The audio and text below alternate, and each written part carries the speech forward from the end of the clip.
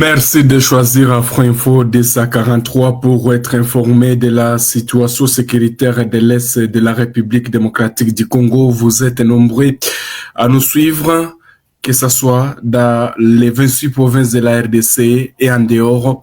Vous devez retenir que les combats se poursuivent dans la province du Sud Kivu entre l'armée rwandaise et ses supplétifs d'M23, Twirwaneho, Red Tabara, dans les territoires des Fizi. Je vous le disais même, en tout cas, que les combats opposés depuis la matinée de ce jeudi 6 novembre 2025 et jusqu'à maintenant, il y a toujours des tirs. Les forces armées de la RDC et les Wazalendo qu'il faut plier cette coalition RDF 23 Twirwaneho dans les villages qu'on appelle les Toué. Là, nous sommes dans les territoires des Fizi. Qu'est-ce que vous devez retenir? Il y a des violents affrontements qui sont en cours dans les villages qu'on appelle les Toué. Ces combats opposent l'armée rwandaise et ses supplétifs d'M23 Twirwaneho, Red Tabara, aux forces armées de la République démocratique du Congo et les patriotes Wazalendo. Ces violents combats qui opposent depuis plusieurs heures, puisque c'est depuis la matinée que l'armée congolaise a répondu à toutes les attaques de cette coalition RDF 23 appuyée par les Wazalendo, les rebelles d'M23. Qui sont appuyés par l'armée rwandaise, les Twirwaneho, les Red Tabara et les Zambapima. Alors, l'avantage reste pour le moment pour les forces armées de la République démocratique du Congo, puisque les villages de Toué est toujours sous contrôle de l'armée congolaise. Et d'ailleurs, une source sécuritaire confirme que l'armée congolaise a récupéré plusieurs localités dans les heures qui suivent. Peut-être vous aurez les noms de toutes les localités qui viennent de passer sous contrôle de l'armée congolaise. Vous devez retenir que selon des sources locales, la coalition ou l'armée rwandaise et ses supplétifs d'M23 soutenu par l'armée rwandaise, cette armée rwandaise a tenté de s'emparer les villages de Toué pour en faire une position avancée et établir un couloir de liaison stratégique avec Mikenge. Les forces congolaises et les Wazalendo affirment avoir repoussé plusieurs assauts depuis la matinée de ce jeudi 6 novembre 2025.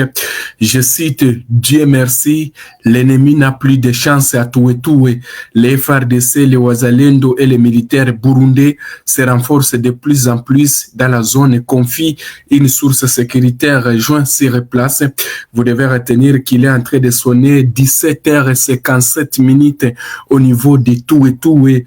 Les affrontements se poursuivent encore selon plusieurs témoins dans un climat de forte tension. Et on nous signale que l'avantage reste pour l'instant, je le répète, côté FARDC, puisque les FARDC sont tellement déterminés.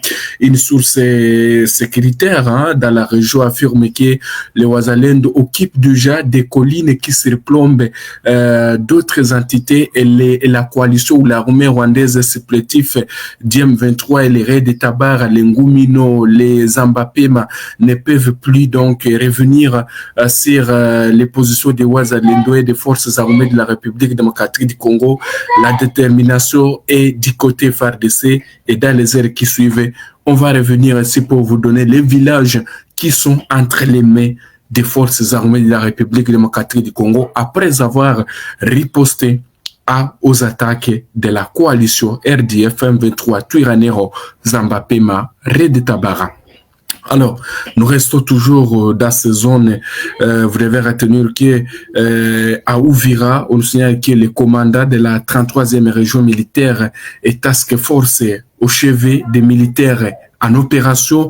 En tout cas, c'était sous une pluie battante que le commandant de la 33e région et commandant task force, le général de brigade Ilunga Kabamba Jacques a effectué hier mercredi 5 novembre 2025 une mission de commandement et d'inspection des unités des FARDC déployées dans le cadre des opérations Sokola D Sud Kivu contre les terroristes d'IM23 FC et les rebelles Twirwaneho soutenus par l'armée rwandaise, accompagné du commandant adjoint du secteur opérationnel Sokola D Sud Kivu chargé des opérations et renseignements, le colonel Apoko Bangala Michel, le commandant Task Force, a présidé le même jour une réunion de commandement dans le village qu'on appelle Boué-Guéra, dans l'objectif de s'imprégner des enjeux qui prévaut dans sa zone de responsabilité. Il a été convié à un briefing sur les points qui se passent dans la province du Sud Kivu. Je vais vous laisser suivre les reportages ou les détails dans ces reportages.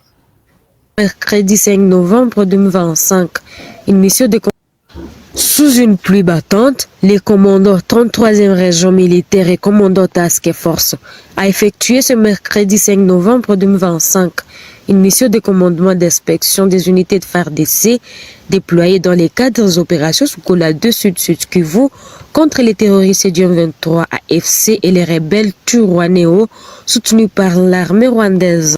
Accompagné du commandant adjoint secteur opérationnel Sokola 2 Sud Kivu chargé des opérations et renseignements, les colonels Apoko Bangala Michel, les commandants Task Force a présidé le même jour une réunion de commandement à Boué-Guéra dans l'objectif de s'imprégner des enjeux qui prévaut dans sa zone de responsabilité. Il a été convié à un briefing sur les points de situation sécuritaire et opérationnelle. Dans son intervention, le général Ilunga Kabamba Jean-Jacques a martelé sur la discipline, le patriotisme et la collaboration avec les partenaires. Parlant de la discipline, le commandant 33e région militaire et commandant Task Force est revenu sur la mission des FARDC, dont celle de la défense de l'intégrité territoriale. Jeshi, kama kuna discipline, nini?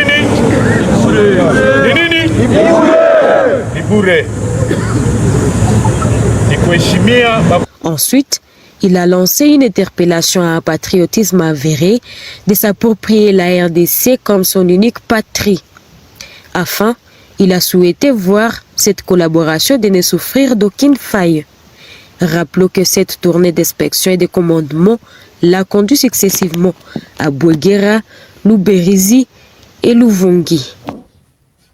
Voilà, donc c'est ce que vous devez retenir de cette mission d'inspection. Sous une pluie battante, les commandants... Voilà, on va quitter le Sud Kivu pour se rendre dans le Nord Kivu. Les combats aussi se sont intensifiés dans les territoires de Massissi entre l'armée rwandaise et ses supplétifs d'IM23 et les patriotes Wazalendo. Les combats, les attaques ont été coordonnées par cette coalition RDF M23 depuis les matins, opposition de Wazalendo dans les localités de Bunje et Bialougoucha dans le groupement Zéral en territoire de Calais. Voilà, c'est toujours dans le Sud Kivu. Là, nous sommes dans le territoire de Calais. C'est l'eau de source de la région. Les rebelles du M23 sont venus de Tchambombo pour faire face au Wazalendo du mouvement congolais pour la défense du peuple et de l'intégralité nationale MCDP, NERA, de sous-commandement du général Mike. À côté de ces derniers, il interviewe les éléments du mouvement des jeunes résistants pour la libération MGRLRD. Voilà, alors que dans le territoire de Massissi, les combats aussi s'intensifient du côté de Kivué, Bweru, voilà, entre les Wazalendo et les rebelles BM23 soutenus par les Rwanda. Vous devez retenir que les Wazalendo ont pris le contrôle de Kivué, je le disais, et les combats ce soir s'intensifient du côté de Bweru. C'est ce que vous devez retenir, chers téléspectateurs d'Afro Info 243 concernant les affrontements qui se poursuivent dans l'Est de la République démocratique du Congo. Nous sommes heureux de vous retrouver nombreux ce soir. Restez connectés, les informations continuent sur toutes nos plateformes. Nous sommes arrivés à la fin de cette édition. Merci à vous de nous avoir suivis jusqu'ici. Si vous avez apprécié ces contenus, n'oubliez pas de vous abonner à notre chaîne, d'activer la cloche de notification pour ne rien manquer de nos prochaines vidéos likez et partagez cette vidéo. On se retrouve très prochainement. À bientôt.